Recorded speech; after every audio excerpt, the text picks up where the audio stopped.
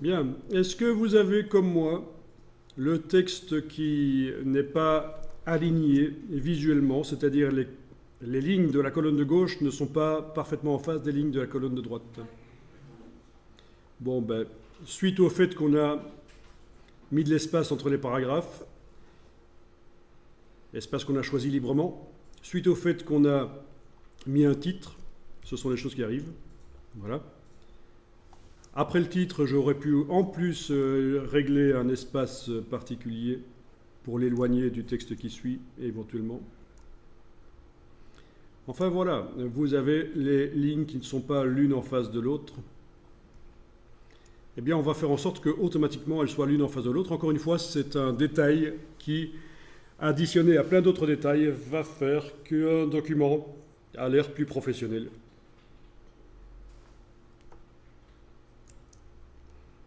Alors, pour faire ça, on va d'abord afficher la grille de lignes de base.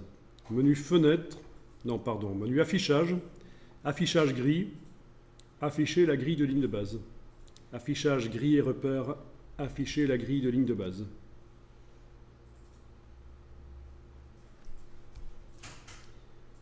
Mais voilà, vous avez la grille de ligne de base qui apparaît. Enfin, peut-être pas si vous êtes en zoom arrière, mais en zoom avant, elle apparaît. Et donc, on va demander que le texte aille se poser sur ces lignes-là. Quel texte? Ben, peut-être pas celui du titre. Le titre, on va le laisser libre. Il peut être... il n'y a pas de problème. Hein. Il n'y a pas de titre en face. Le problème ne se pose pas. C'est surtout pour le corps du texte que le problème se pose.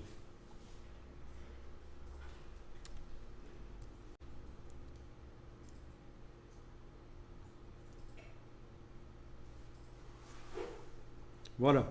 Alors là, vous allez mettre le curseur texte avant les paragraphes. Donc après le titre et avant les paragraphes. Et on va faire une sélection sur tout le texte qui suit le curseur, y compris le texte qui est en dehors du bloc.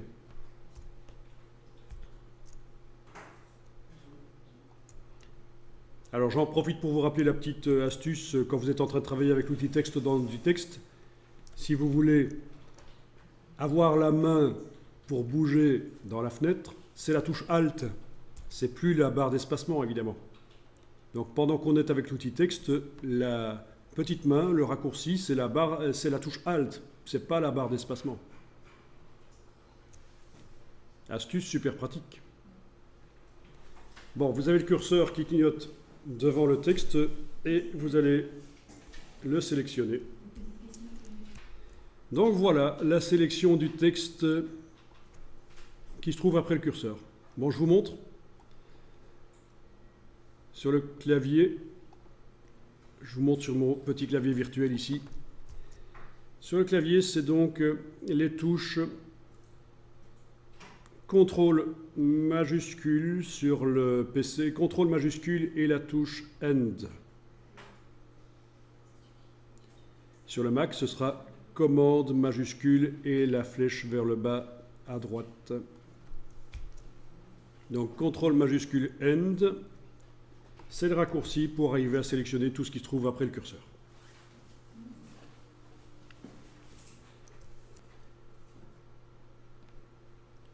Et on va demander que le texte s'aligne sur la grille de ligne de base. Et pour faire ça, vous avez notamment cette icône ici, dans la palette paragraphe. Sinon, dans le menu de la palette paragraphe, ben non, ça ne s'y trouve pas en fait. C'est vraiment là. Voilà.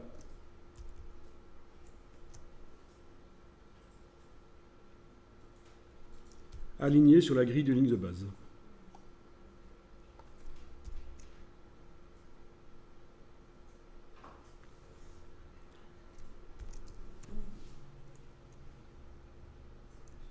Bon. Alors vous remarquez que le texte saute peut-être une ligne sur deux. Ben oui, c'est normal.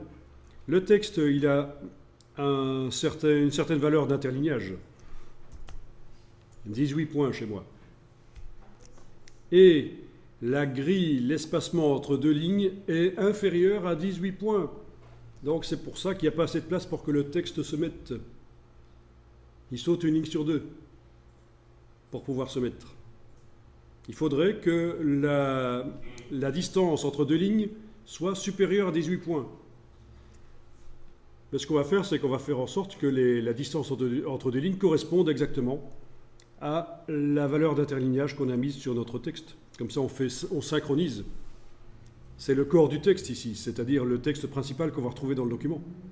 L'interlignage est à 18 points. On va faire en sorte que l'espacement entre deux lignes de la grille de ligne de base soit également 18 points. Il n'y a pas de raison de faire plus ou moins. 18, c'est bien. Et pour faire ça, vous allez dans le menu Édition Préférences, Grille.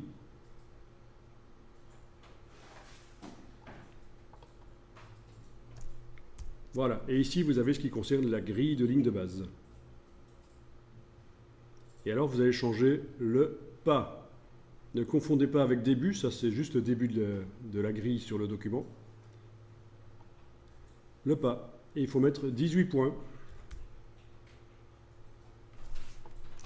OK.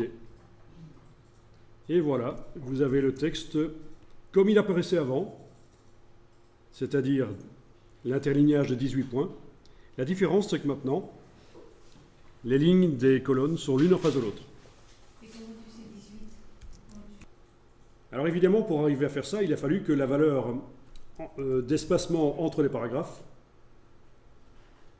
change. C'est-à-dire que l'espace après paragraphe n'est plus pris en compte, c'est arrondi en fait.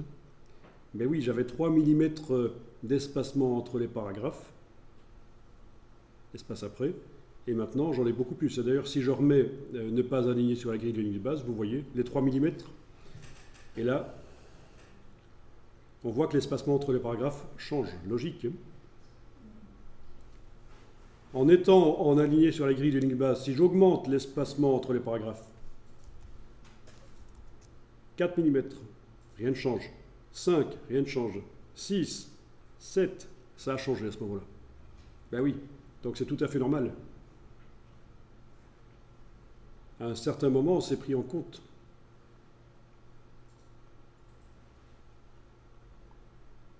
Bon, on pourra mettre en point. 18 points, 18 PT, touche tabulation.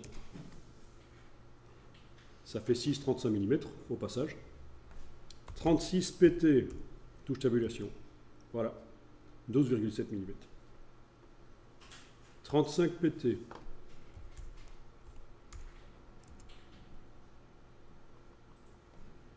« 30.